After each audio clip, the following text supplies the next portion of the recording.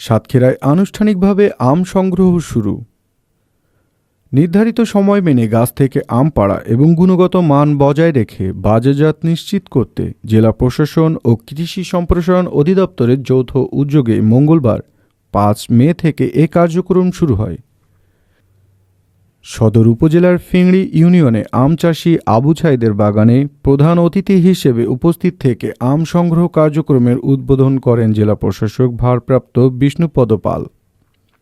এ সময় তিনি বলেন, আমাদের সাতক্ষীরার সকল পর্যায়ের মানুষ ক্ষতিগ্রস্ত হচ্ছে বলে আমি মনে করি।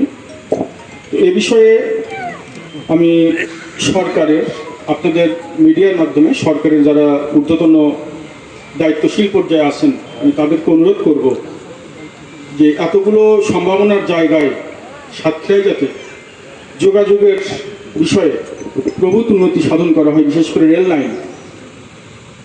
আমরা রাজশাহীর কথা শুনলাম যে রাজশাহীতে রেল যোগাযোগ ব্যবস্থা থাকার কারণে যেখানে আম রাজধানীতে পৌঁছানোর পরে 10 টাকা হয়তো বা 10, 11, 12 বা এরকম আশেপাশে।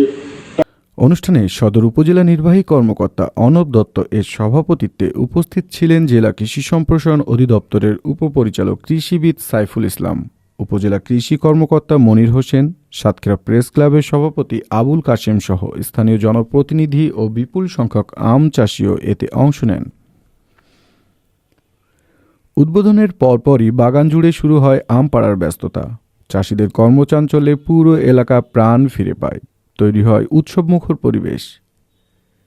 কৃষি বিভাগ জানায়, নির্ধারিত সময় মেনে আম সংগ্রহ শুরু হওয়ার ফলে স্বাভাবিক পরিপক্কতা বজায় থাকবে। এতে বাজারে সাতক্ষীরার আমের সুনাম অটুট থাকবে।